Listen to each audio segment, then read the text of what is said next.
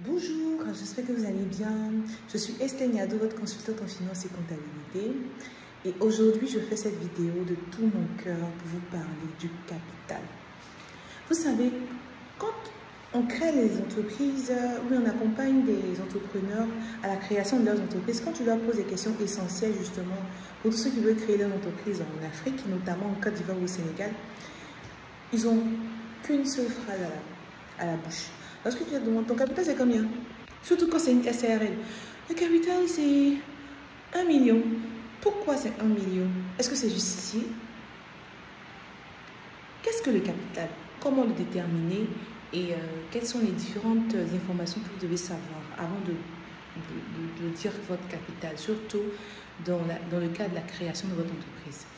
Déjà, le capital, c'est l'ensemble des investissements au démarrage de votre activité ou au développement de votre activité ou au lancement d'un produit. C'est-à-dire que toutes les ressources financières, voilà, ou pas, vous aurez besoin en fait pour démarrer votre activité. Ok? Donc, moi, je commence mon activité et j'ai besoin d'un local, j'ai besoin de gagner un peu d'argent pour faire de la prospection. Donc, j'évalue, ça s'élève à 500 000 francs. Donc, mon capital, c'est 500 000 francs. Et comment aussi savoir le bon capital à choisir? Justement, il faut toujours se référer à la loi. C'est-à-dire que le capital, il y a toujours un minimum, voilà, en ce qui concerne les différentes formes juridiques. En ce qui concerne l'OHADA, et la Côte d'Ivoire fait partie de l'OHADA, le Sénégal fait partie de l'OHADA, il y a plus de capital minimum exigé en ce qui concerne la SARL. Ça, je le redis, il n'y a plus de capital minimum exigé en ce qui concerne la SARL. Avant, le capital minimum de 1 million, c'était 1 million de francs CFA. Au Sénégal, ils ont quand même maintenu un minimum qui est de 100 000 francs.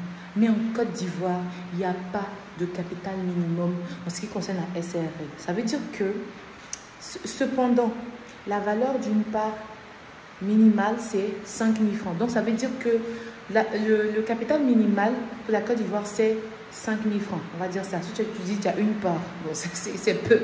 Ce sera vraiment très étonnant de voir quelqu'un prendre une entreprise à 5 000 francs. Donc, si vous n'avez pas 1 million de capital, ce n'est pas la peine de déclarer 1 million de francs CFA. Vous comprenez un peu? Parce que l'idée, c'est quand vous commencez avec des chiffres faux et que vous ne savez pas vraiment les implications, après, tous les problèmes qui viennent, c'est compliqué. Parce que vous commencez votre entreprise sur de fausses bases. Des bases fausses, vous comprenez? Pourquoi je le dis? Je vous explique. Vous créez votre entreprise, vous dites que le capital c'est 1 million de francs CFA. Ok? À la fin de l'année, il faut faire des états financiers. Vous mettez capital 1 million. Maintenant, dans les actifs, on ne peut pas justifier. On ne peut pas justifier l'emploi de ces 1 million. On ne peut pas justifier. Vous comprenez? Si vous comprenez.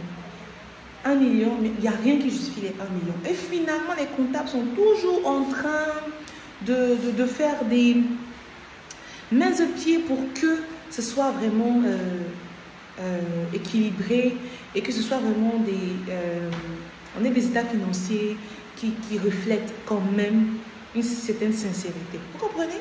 Donc, vous commencez déjà avec la fausseté dans votre entreprise. Vous commencez déjà avec des choses bizarres.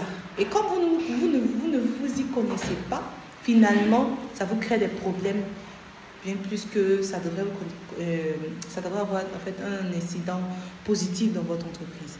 Pourquoi la plupart du temps, les gens ne veulent pas déclarer leur frais capital? Pourquoi? Parce que justement, on se dit non, avec les impôts, je vais payer moins d'impôts.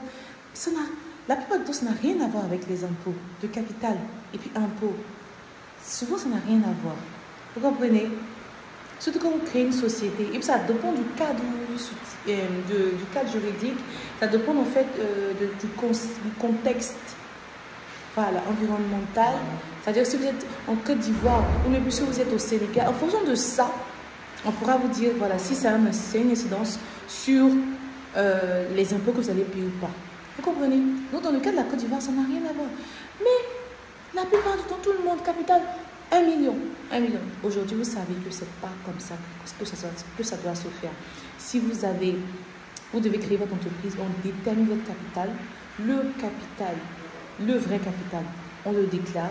Si vous, ça augmente ou ça diminue, on fait toutes les modifications afférentes au changement de votre entreprise. En fait, ça permet justement de suivre l'évolution de votre entreprise petit à petit. Mais l'idée, c'est que tout le monde capital 1 million, finalement, j'ai envie de dire que les chiffres même de tous les centres de création d'entreprises, tout est faux, quoi. Parce qu'on dit, il y a 10 000 entreprises sur un capital 1 million. Avant, c'était, par exemple, la SRL exigeait 1 million. On va dire, OK. Mais l'idée, c'est que, et puis, ce qui est terrible, c'est que ils ont mis capital 1 million. OK.